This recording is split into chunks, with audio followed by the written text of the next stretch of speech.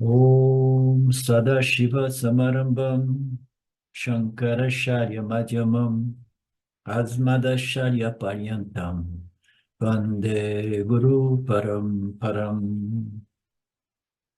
Ishvaro Guratmeti Murti Beda Vibhagine Vyomabda Vyapta Dehaya Dakshinamurtaye Namaha Sava Vedanta Sedanta Gocharam Tamagocharam Govindam Paramanandam Satguru Pranatoshmaham Om Shanti Shanti Shanti Om Namastê, bom dia.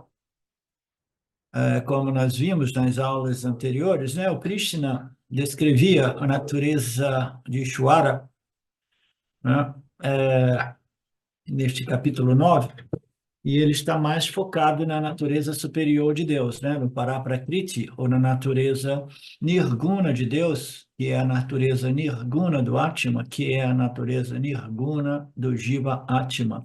No capítulo 7, ele ficou mais focado na natureza inferior, né, que é Saguna, né?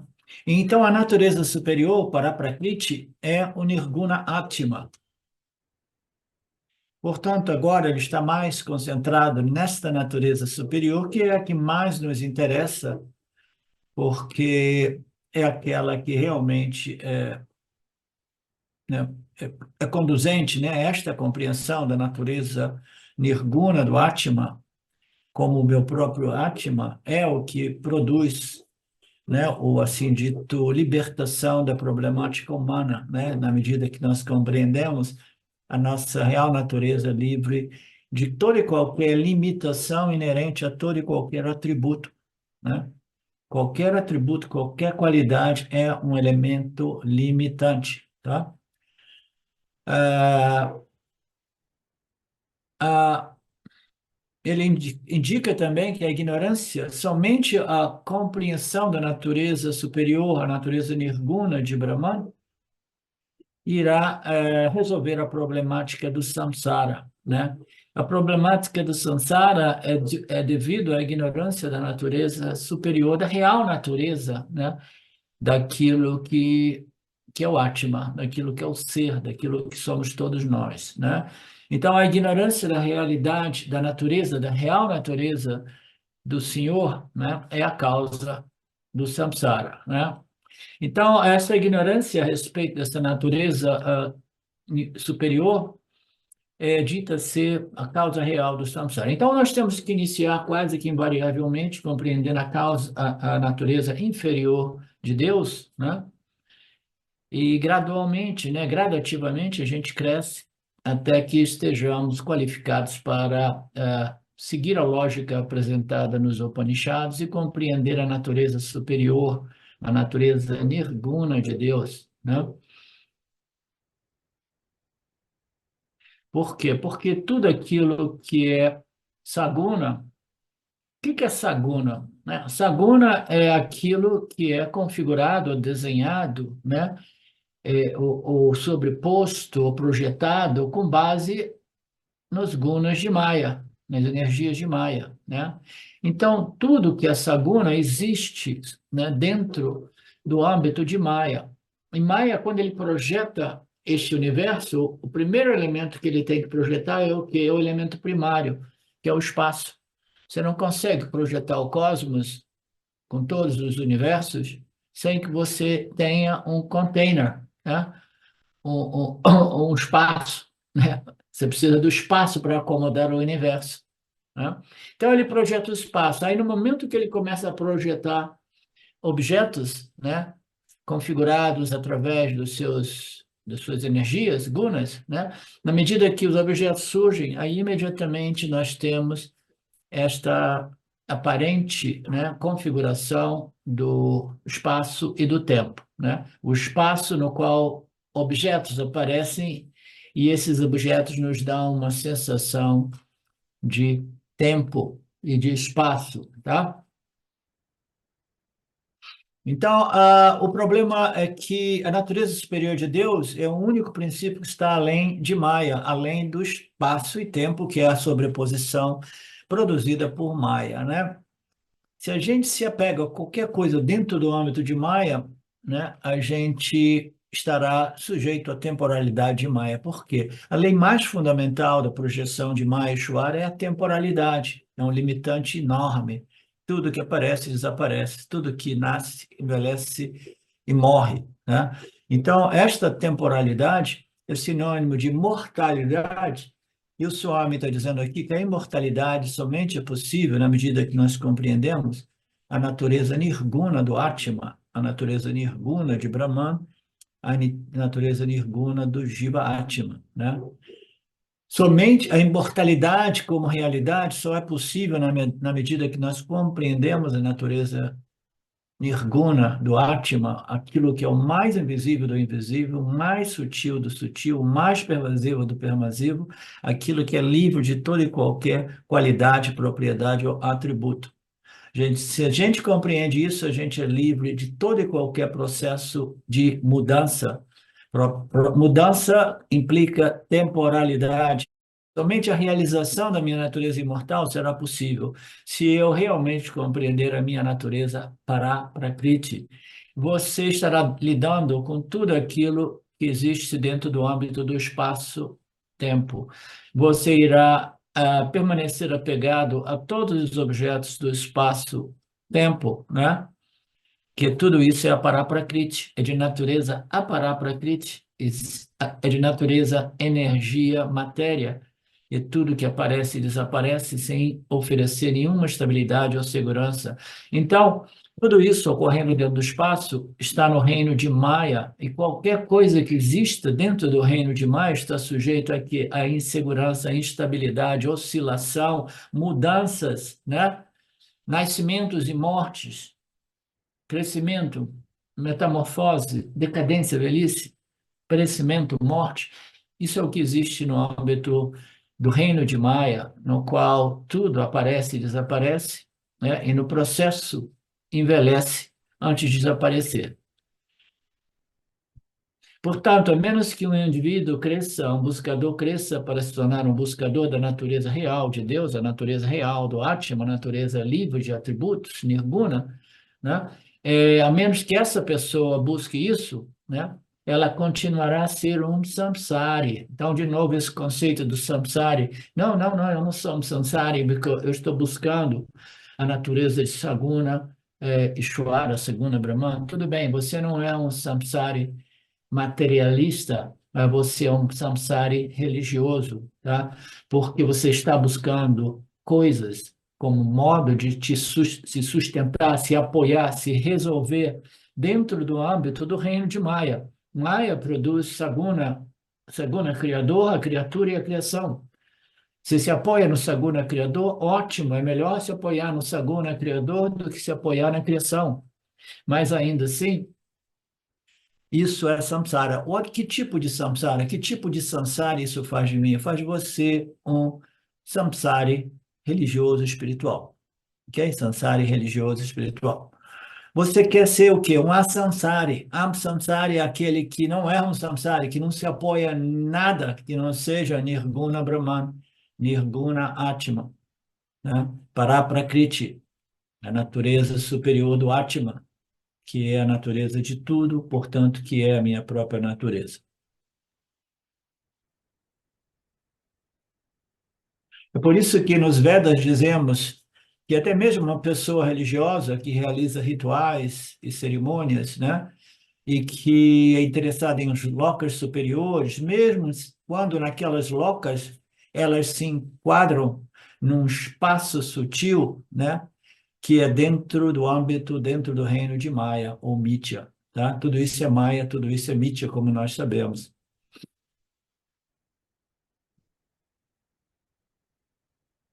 Desse espaço, cala tempo.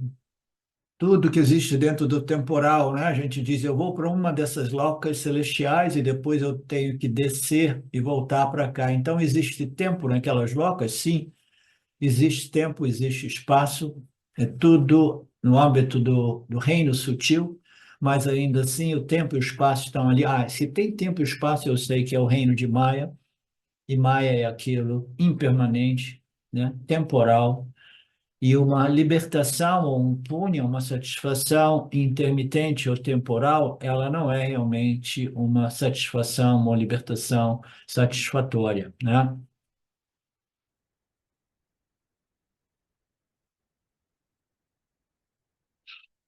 E aqui a passagem de um outro texto que diz: todos os mundos, todas as locas, ou Arjuna incluindo, o reino de Brahmaji estão sujeitos ao retorno, mas depois de atingir a mim, ó filho de Kunti, não existirá mais renascimento. Né? Muito bonito esse verso, né? Que ele fala mais uma vez a respeito de todas as locas, incluindo o que? O Brahmaloka. Brahmaloka é a loca, né? Supostamente mais elevada que existe, que é muito difícil, né, atingir, alcançar, porque você precisa não somente de ter muito punha, mas você tem que ter muitos poderes yogics, né? Mas até mesmo incluindo o reino de Brahmaji, tudo isso é dentro do âmbito de Maya, porque você estará sujeito ao retorno. Mas, porém, após você atingir a compreensão da minha natureza nirguna, ó filho de Kunti, não existe mais renascimento. Você entende, Mariné?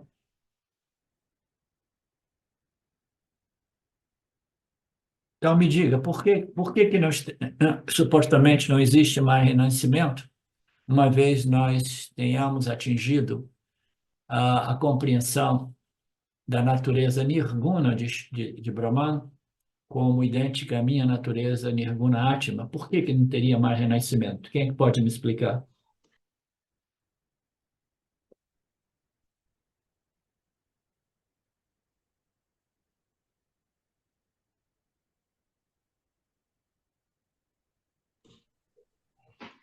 Porque daí já compreendi que eu, a minha real natureza nirguna, né, é a própria consciência, e aí eu consigo, como se diz, me dissolver totalmente no, no Atma como Atma, né?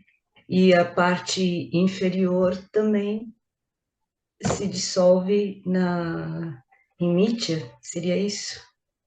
Não exatamente. Não. Não. Então, por que supostamente não existe mais renascimento, uma vez nós tenhamos atingido a compreensão da natureza nirguna do Atma? O Atma significa ser. Ser é idêntico à consciência. É ser, você precisa ser consciência, consciente para ser, para dizer eu sou, né? Então, e você precisa ser, né, para determinar que você é consciente de ser, né? Então, quando nós dizemos que uma vez você tenha atingido essa compreensão clara, firme, sempre presente, não há mais renascimento, porque o indivíduo ele simplesmente compreendeu a sua real natureza, a sua real identidade, né? Que é simplesmente a consciência de natureza infinita e não limitada, a única realidade. Uma vez que você compreendeu a sua real natureza, né, então o que que ocorre? O que que ocorre com todos os meus desejos, sejam eles positivos e negativos, como meio de me completar, como meio de obter paz, segurança, tranquilidade, satisfação, todos esses modos, esses meios equivocados, indiretos, de tentar me resolver através da interação com os objetos do mundo. O que que acontece com aquele desejo de haver e evitar, uma vez eu tenha reconhecido a minha real identidade e natureza como pura consciência, a única realidade que é inteira, plena e completa, porque só existe eu, a consciência. Você entende? Esta compreensão, eu gosto de trazer esses pontos, não somente para que eu possa compreender o nível de compreensão que vocês desenvolveram, mas como também para que você sempre possa compreender que o Vedanta ele só tem realmente um valor na medida que a gente está aplicando esses ensinamentos e verificando até que ponto eu os compreendi, até que ponto eu estou vivendo esses ensinamentos, até que ponto eles foram devidamente assimilados e internalizados, né? Eu não tenho mais renascimento quando eu descubro que eu sou Não o corpo, não a mente, mas eu sou a consciência e que eu sou a única realidade. Todo o resto é uma projeção que ocorre dentro de mim. Quando eu descubro isso, o que que acontece com todos os meus desejos ignorantes de obter satisfação, paz e plenitude através do ganho dos meus objetos de desejo? E acontece com tudo aquilo? Acontece que eles se dissolvem gradualmente, rapidamente, né? Mas certamente. E o que que acontece? Acontece que uma alma individual sem desejos e aversões, ela não possui energia suficiente para produzir um outro instrumento de experiência. O instrumento de experiência só é dado, o novo renascimento, o novo nascimento, só é dado para uma alma que quer realmente continuar experimentando a dualidade, porque ela ainda está investida na hipótese de que o mundo, energia, o reino de Maia, energia e matéria, talvez seja uma loca válida para que eu possa obter a minha satisfação eterna, a minha plenitude, a minha felicidade absoluta, né? Então, o indivíduo, ele quando compreende a sua natureza como essa consciência, não somente filosoficamente, mas, né, realmente, ele vai perdendo o interesse no mundo e ele vai vendo o mundo de um modo diferente, vai vendo o mundo como uma escola, uma boa oportunidade, ele começa a desenvolver uma gratidão pela oportunidade, apesar de todas as dores, né, etc, etc. É uma oportunidade, mas o que que serve uma escola, Mariné? A escola serve para a gente ir lá, né, receber uma graduação e deixar a escola. Não é assim? A gente ouve dizer, a vida é uma escola, a vida é uma escola. Quanto tempo você vai ficar nessa escola?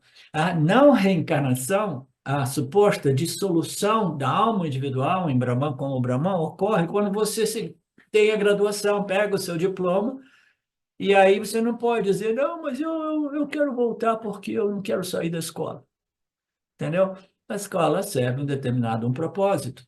Todos nós deixamos a escola depois de termos obtido a graduação. A graduação, ela implica o não renascimento dentro do contexto que faz todo sentido, né, dos ensinamentos vedânticos, tá? Portanto, todas essas locas, todos esses ganhos, né, todas essas obtenções, até mesmo dos reinos mais elevados, como o reino de Brahmaji, estão sujeitos à temporalidade de Maia, portanto, você bate lá, mas tem o retorno, né?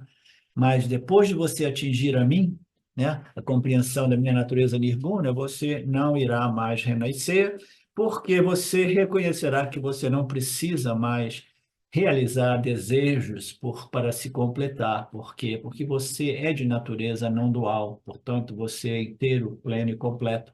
Não existe mais a necessidade de desejar coisas para me tornar mais melhor, mais pleno, né? Mais feliz, mais pacificado. Somente quando a pessoa conhece essa natureza, a real natureza do Atma, né? Aqui nós estamos vendo a natureza de Deus. Eu gosto sempre de trazer para o âmbito da nossa natureza, porque Jiva Atma é Ishvara Atma. Portanto, somente quando a pessoa conhece a verdadeira natureza do Atma, que Atma, Jiva Atma e Ishvara Atma, ou Brahma Atma, só existe um ser, né? Portanto, quando uma pessoa realmente conhece essa natureza e se apega a essa natureza, como é que você vai se apegar à sua natureza, Marcelo? Se a natureza é aquilo sem o qual eu não sou, eu não existo, hã? Você não se apega, você simplesmente impede que a mente permaneça apegada na fantasia de que os objetos do mundo possam realmente me completar. Você não pode se apegar àquilo que é a sua natureza intrínseca, você pode se apegar no mundo. Então, que história é essa de se apegar a mim? Você está apegado no mundo? A gente desapega do mundo e apega aonde? Apega nas escrituras e no guru, porque aquele conhecimento revelado nas escrituras é que tem o potencial de nos libertar do apego ao mundo. Você não precisa se apegar naquilo que você é. Isso é um ponto importante, senão parece que a coisa é mais difícil. A gente simplesmente se desapega do mundo, a gente se apega, a gente se associa com as escrituras, com o guru, né? Até que eu me sinta totalmente livre deste poder né, deste poder, como se diz? Poder de Maia, né, o poder ilusório de Maia, né, que faz de modo que nós acreditemos que o mundo dos objetos, eles são reais e servem o propósito de me realizar, de me completar, de me fazer permanentemente feliz. Mas, infelizmente, este é um fato que a maioria das pessoas não sabe, nem quer saber, porque elas estão tão habituadas a permanecerem apegadas e agarradas às coisas finitas, né? Às coisas passageiras, às coisas temporais, e elas estão acostumadas que a vida é isso, e elas ficam sofrendo, né? E quando elas abrem mão de uma coisa finita que causa sofrimento, elas quase que invariavelmente elas se apegam, se agarram a uma outra coisa finita que irá causar mais sofrimento. Novamente, de novo, de novo, de novo, até que o indivíduo desenvolva uma certa maturidade, maturidade essa que o permita, que a permita, de desapegar do mundo, associar-se de modo sério, né, com as escrituras, né, até que esse apego do mundo tenha sido realmente resolvido. Uma vez que a gente desapegou do mundo, a gente só consegue desapegar do mundo através da associação com as escrituras. A gente não precisa desapegar, como Swami Shimaya dizia, desapega e apega, né? Desapega e apega as escrituras. Associa com as escrituras, desassocia e associa com as escrituras. As escrituras vão fazer de modo que você compreenda que você é aquilo que existe além de associação e dissociação, desassociação. Associação e associação ocorre entre os objetos de Mitya, né?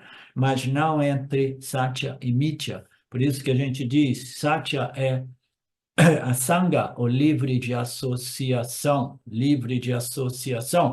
né?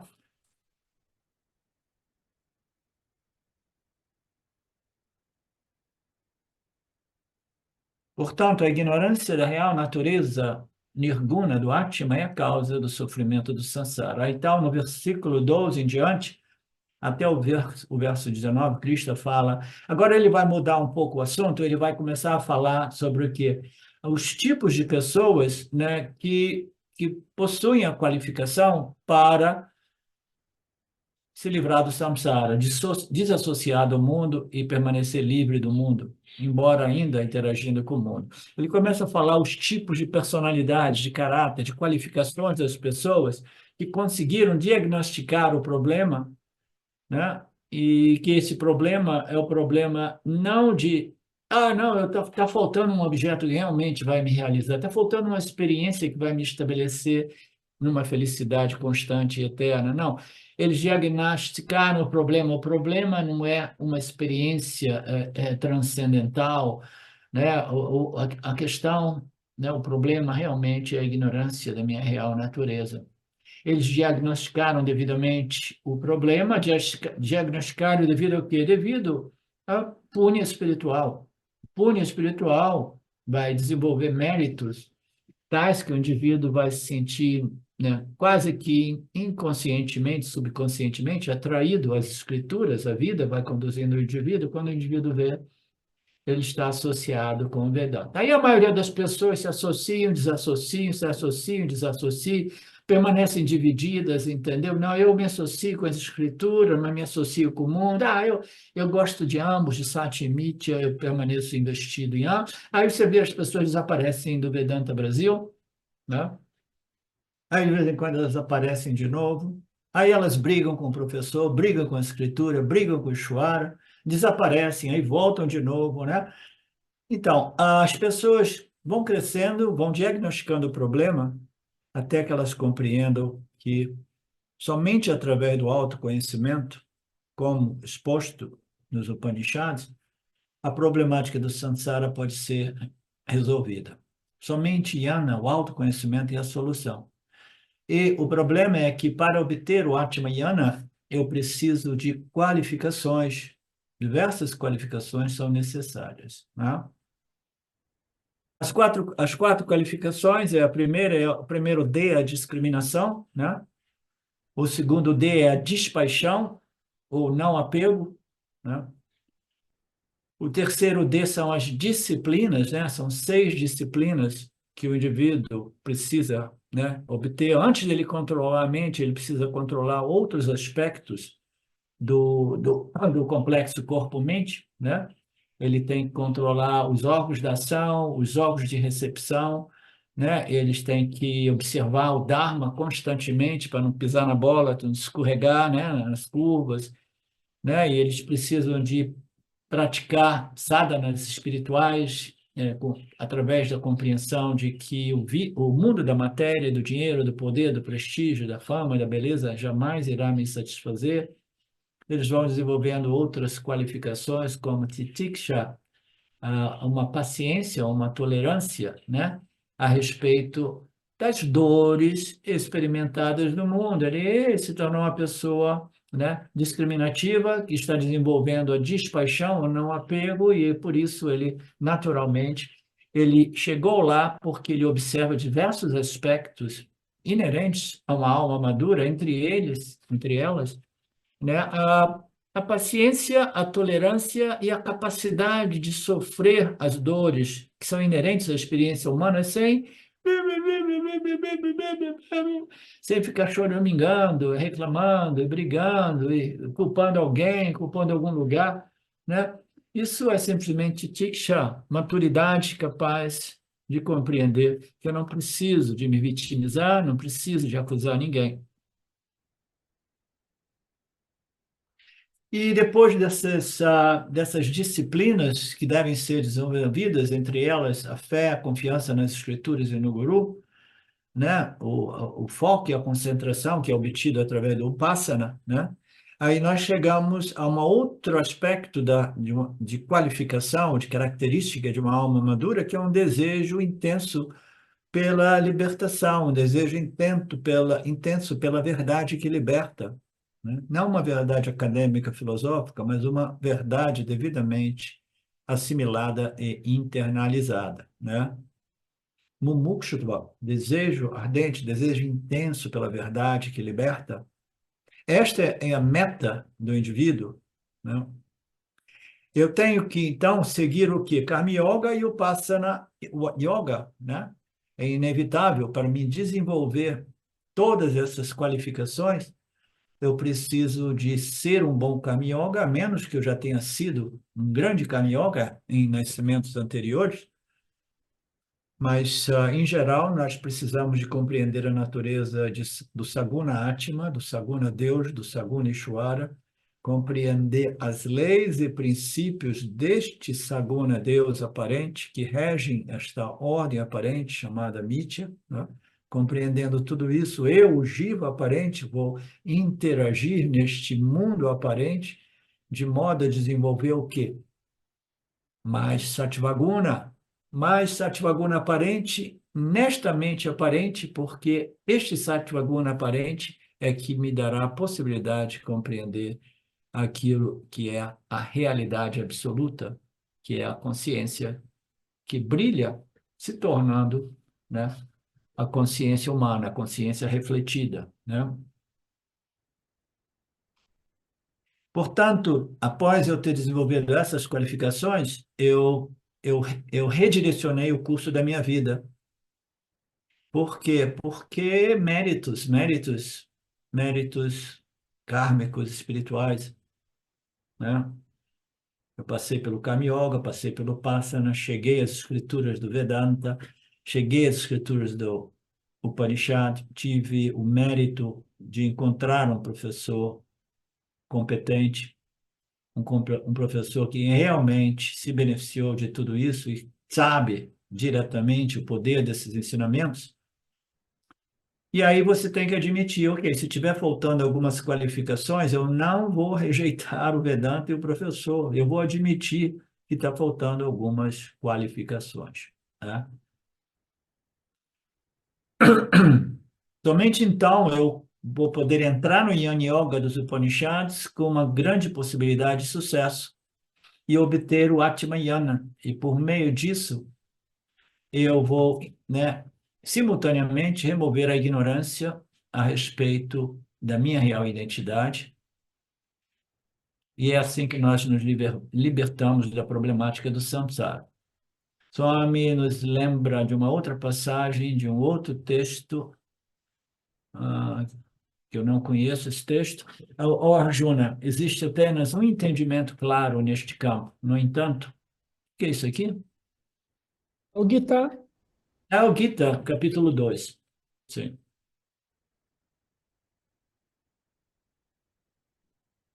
Arjuna, existe apenas um entendimento claro neste campo.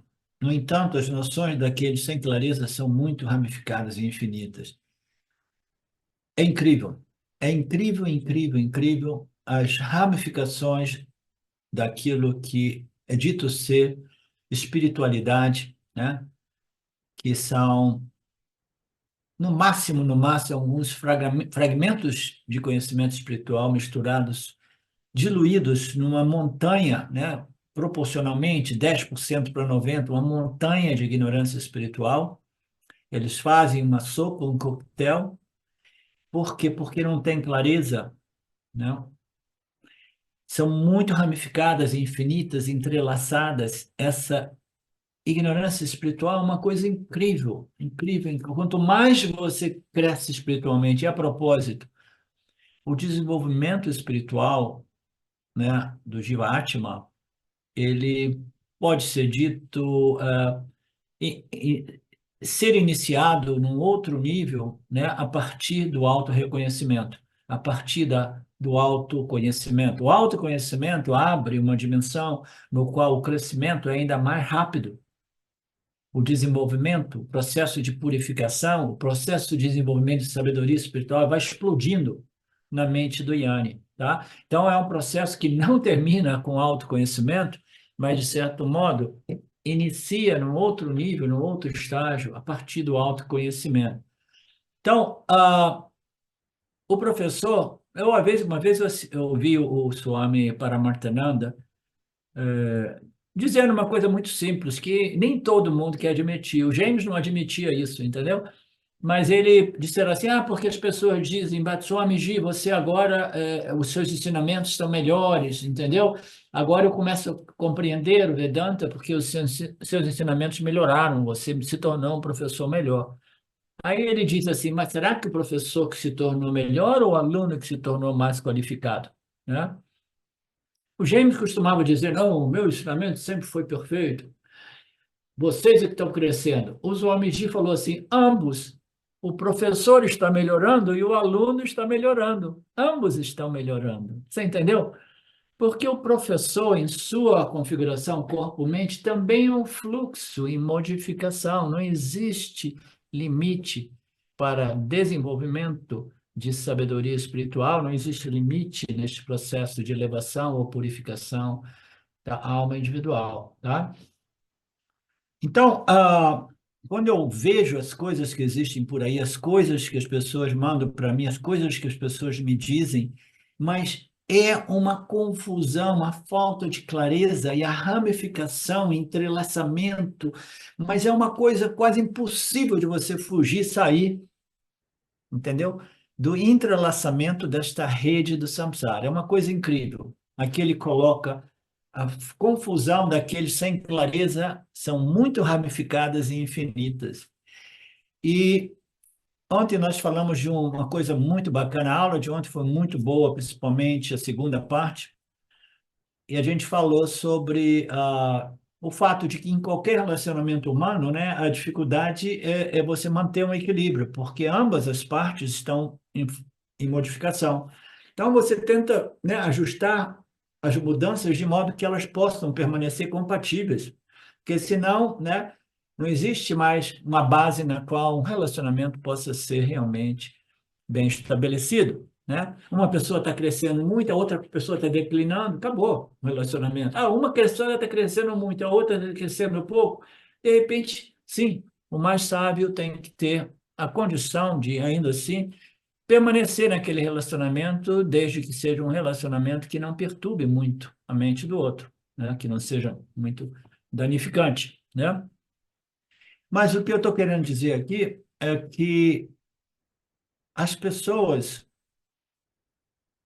elas, quando eu olho para trás, assim, eu vejo pessoas que no início eu achava que estavam crescendo, né? Que eu olho para trás e disse, meu Deus, olha o que que acontece quando as pessoas prematuramente abandonam a associação com as escrituras e com o guru, entendeu? Olha assim, meu Deus, as pessoas estagnaram, não só estagnaram, mas declinaram, né? Pessoas confusas, emboladas naquela confusão do mundo, né? Sem clareza, sem discriminação, se achando, etc, etc, etc. Pessoas que eu era associado no passado, né? Quando às vezes elas querem falar de espiritualidade comigo, é um problema, eu acabo não respondendo, eu escrevo, mas não mando de volta para elas, né? Para não ofender ninguém, mas é simplesmente um net, né? Um network de confusão e ignorância. Mas, raramente, aqui e ali, existem algumas pessoas maduras, com clareza mental, que conseguem diagnosticar o problema, e aí elas redirecionam as suas vidas. O que é redirecionar a sua vida? É abandonar todo esse lixo que existe no mundo espiritual, é tudo lixo quase, entendeu? E simplesmente dizer, não, agora eu compreendi, o problema é a ignorância da minha real natureza, e eu vou dar crédito às escrituras dos Vedas e do Vedanta, né, seguir, né, o Karma Yoga, o Dharma Yoga, o Passana Yoga e entrar no Nididhyasana do Vedanta, Shravanamana Nididhyasana. So, algumas pessoas raramente chegam àquele nível e conseguem sair daquele emaranhado, aquela ramificação de confusão que existe por aí, né?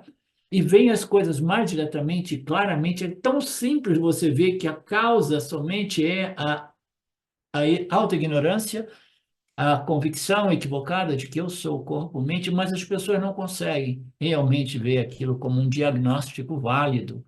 Elas acabam pensando, mas isso é filosofia. Somente então, esses raros indivíduos, com um pouco mais de clareza, elas conseguem redirecionar as suas vidas, né, e sair daquela escuridão. A grande maioria vai ficar tateando na escuridão. O Swami Paramahansa, ele me dá a possibilidade de falar dessas coisas. Porque aí, pelo menos, eu não posso ser acusado. Oh, ele fica dizendo coisas ruins. Não, o Swami está falando, ele me deu a possibilidade, aí eu aproveito, né?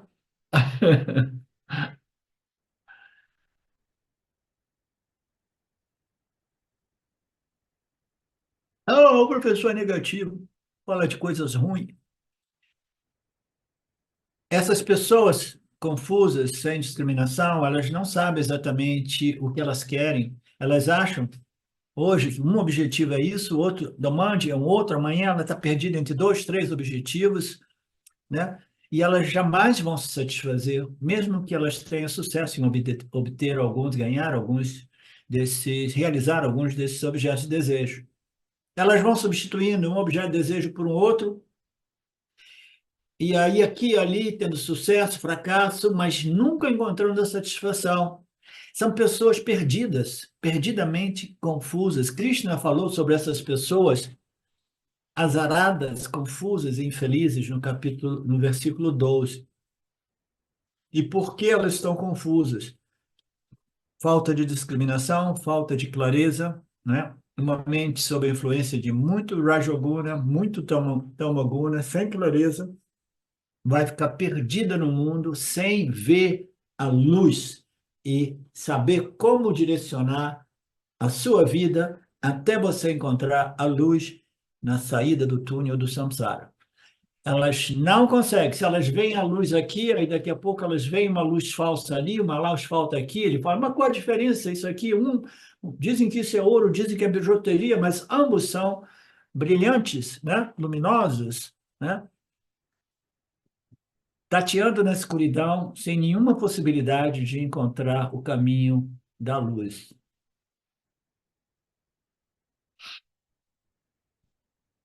Krishna falou sobre essas pessoas porque o pensamento não é claro. No Kathopadishad, vimos que o corpo é comparado a uma carruagem, os órgãos dos sentidos são comparados aos cavalos, a mente é comparada às rédeas, né, os pensamentos, O intelecto é comparado ao motorista que está lá, né, disciplinando, regulando, né, educando os pensamentos, né, desenvolvendo pensamentos deliberados, etc. A jornada estará na direção certa se o motorista estiver devidamente informado. Nós vimos ontem um ponto muito importante, que a interação nossa com o mundo ela ocorre em 3 níveis. É inevitável que os órgãos dos sentidos e a mente vá entrar em contato com os seus objetos. E aí nós tendo um contato com o objeto, imediatamente nós vamos querer saber, vamos querer conhecer o que é esse objeto, né? Será que é um objeto que vai me dar segurança, prazer, satisfação e alegria ou não? Será que eu vou gostar ou não vou gostar? Então, o primeiro passo, a partir do contato com qualquer objeto de experiência, é desenvolver uma certa compreensão ou conhecimento a partir do objeto, né? Aí, o segundo é uma força muito menos satívica e mais rajásica, que é a força do desejo. O desejo é uma força muito importante, uma energia importante, dominada por muito Rajoguna. Aí, então, eu tenho o objeto, eu comecei a conhecer esse objeto no âmbito dos relacionamentos, né, humanos, né? Quando a gente está buscando um companheiro ou uma companheira, aí é mais claro. E agora, eu comecei a conhecer, será que eu conheci bem? Será que eu estou projetando? Deixa eu conhecer melhor. Aí, na medida que eu imagino que eu estou conhecendo aquele objeto, eu digo assim, então tá. Então, eu vou desejar esse objeto positivamente ou eu vou desejar evitar esse objeto, né? Então, primeiro é o conhecimento, depois é o objeto e depois é o esforço, a ação para obter ou para evitar. Os 3 níveis que ocorrem toda vez que nós contatamos o mundo mítia dos objetos, tá? Então, só um parênteses para lembrar daquele contexto, porque ele vai aparecer aqui de novo. A jornada, né, seguindo essa analogia do Katha Upanishad, que aparece também no Gita, né, no qual Krishna é o intelecto, né, que é o motorista comandando a carruagem do Arjuna, né? As rédeas são os pensamentos que são devidamente disciplinados, regulados, né, purificados, né? A carruagem, né, é o corpo físico, né? E os órgãos dos sentidos são comparados aos cavalos, né? 5 cavalos, 5 órgãos dos sentidos, 10 rédeas, né? O motorista, que é o intelecto, e o intelecto ele precisa obter um conhecimento que seja válido, né? De modo que ele possa direcionar a sua vida de acordo com este conhecimento. Mas o problema é que quase todo mundo obtém conhecimento e direciona a sua vida com base de conhecimento dos objetos que existe no reino de Maya, de Mithya, né? Todo mundo quer conhecer coisas no mundo mítia, objetos mítias, objetos de atração e repulsão, que a gente projeta um monte em cima, que a gente, no final, a gente nem sabe realmente o que é o valor utilitário intrínseco daquele objeto e o que é que eu projetei em cima. Então, a confusão é monstruosa. Por quê? Porque ninguém tem uma clareza para tentar obter informação e conhecimento diretamente das escrituras, daquilo que é o único conhecimento que irá resolver realmente a problemática do samsara. Todo mundo vai buscar conhecimento do mundo Mithya. Todo mundo vai querer ser guiado pelo conhecimento do mundo Mithya. Se a orientação for baseada nesses conhecimentos do mundo Mithya, nós sofreremos e permaneceremos sempre mais embaranhados na confusão do samsara. Raros são os indivíduos que buscam o conhecimento das escrituras e direcionam devidamente as suas vidas, redirecionam os conhecimentos equivocados, errados. Esses conhecimentos errados, equivocados, têm 2 níveis, né, de explicação. Primeiro, é errado no sentido que nenhum conhecimento científico, nenhum conhecimento de objetos de experiência, né, irá realmente me resolver, né? Não irá produzir a paz e a tranquilidade e a segurança inerente àquilo que eu sou, que requer o conhecimento das escrituras para início de conversa, né? Então, os conhecimentos errados são conhecimentos de objetos de mítia.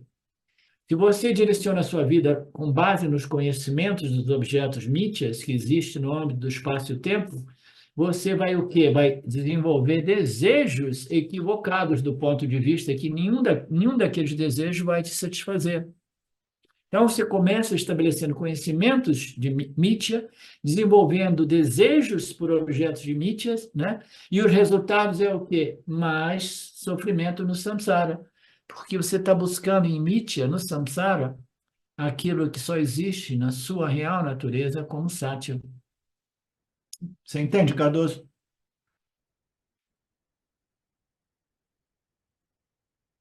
Perfeito, professor. Tudo isso nós precisamos de compreender e com muita, muita, muita, muita honestidade e integridade intelectual, a gente precisa realmente, né, ver aonde nós estamos neste processo.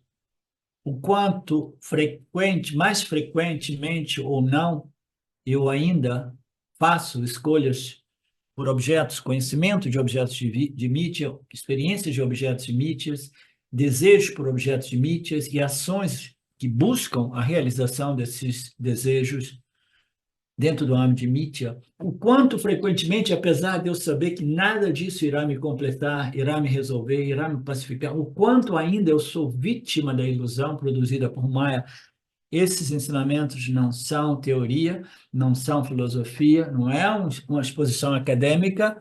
Ele pode ser exposto academicamente, pode ser recebido academicamente, mas o meu esforço é fazer de modo que esses conhecimentos sejam um instrumento, né, no qual você pode aplicar esses instrumentos a você e você começa aplicando para diagnosticar o problema, porque se você está sofrendo, você tem que diagnosticar. Então, talvez eu ainda esteja direcionando minha vida para os objetos de mítia, dentro do reino de mítia, dentro do reino do espaço-tempo, na esperança de que eu possa obter a satisfação, a paz, dentro do âmbito de mítia, né? Este é o objetivo desses ensinamentos. A gente se posiciona, a gente vê aonde nós nos encontramos, aonde Maya ainda nos ilude, aonde a gente ainda cai vítima dessas tendências confusas, não claras, de direcionar a minha vida com base na experiência de mundos mítias, né? Porque nada disso irá resolver a problemática do samsara. E, portanto, essas pessoas continuam sofrendo no samsara. E aí o Swami nos lembra que na aula de ontem, que foi a nossa aula de ontem, nós vimos que o curso de uma vida, as interações nossas com o mundo mítico, passa pelo Jnati, que é o conhecimento do objeto, né?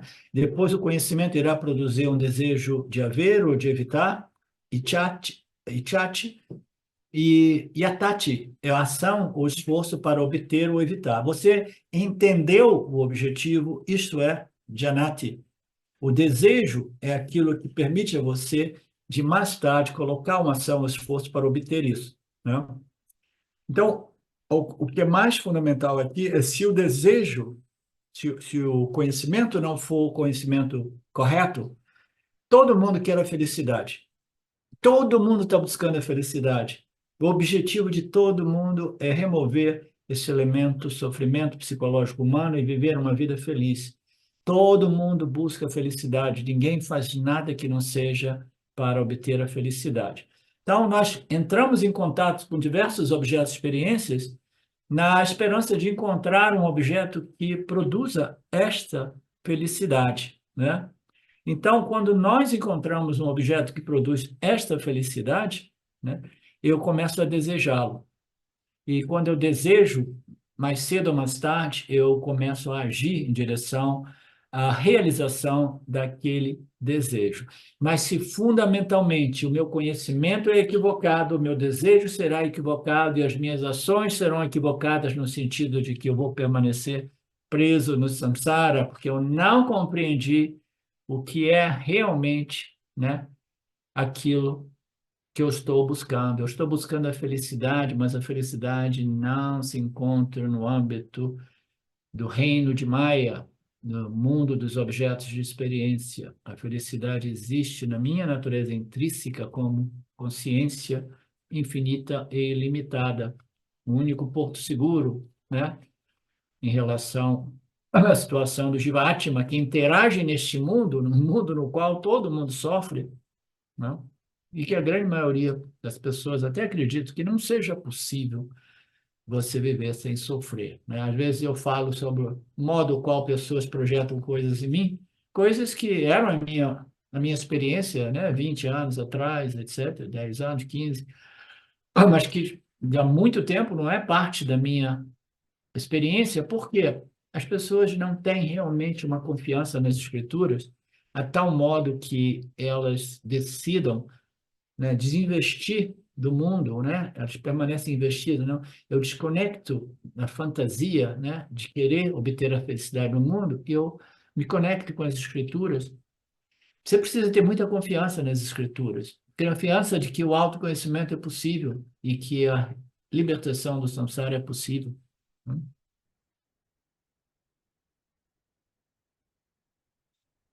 Desses três, conhecimento, desejo e ação, se o primeiro yana for indevido, impróprio, equivocado, então os desejos também serão indevidos, impróprios e equivocados.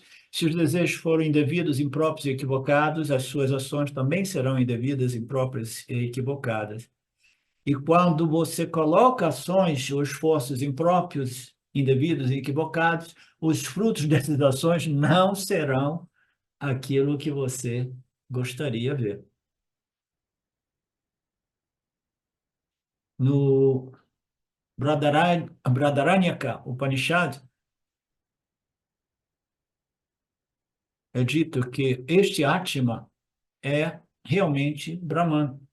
Este Atma é feito de puro conhecimento, feito de mente, feito de visão, feito de energia vital, prana, feito de audição, feito de terra, feito de água, feito de ar, espaço. Todos os elementos são contidos dentro deste Atma. Feito de luz, de escuridão, feito de desejo, de sabedoria, ignorância, tudo isso que existe, existe como uma projeção aparente dentro do âmbito de Brahman, de Atman, né? É feito de Dharma, de Adharma, feito de retidão e não retidão, é feito de todos os pares opostos que são sobrepostos neste Self, neste Atman, neste Brahman. Como se diz, feito disso, feito daquilo, assim ele se torna conforme age e conforme se conduz. Então, este Atma, este Self que aparentemente surge como o Aham, né, a mente humana, a consciência humana, que diz eu sou, eu existo, este Self, cuja natureza é realmente esse Brahman que acomoda tudo, né, ele aparece dentro do âmbito deste reino de Maya, no qual existe uma projeção de pares opostos, tudo existe em oposição ao seu par, né? Então, ele vai se conduzir no mundo através de ações boas e ações ruins, é inevitável, né? Todos nós cometemos ações terríveis e ações ótimas, né? Ele se tornará bondoso, generoso, se tornará maldoso, né? Avaro. Com boas ações, este Jiva Atma, esse Atma, se transformará num Atma virtuoso. Com mais ações, ele se transformará em um Atma malfeitor. As pessoas dizem, o Purusha consiste apenas em desejos. Como é o seu desejo? Assim é a sua resolução. E como é a resolução, assim é a sua ação. E tudo que fizer, disso colherá.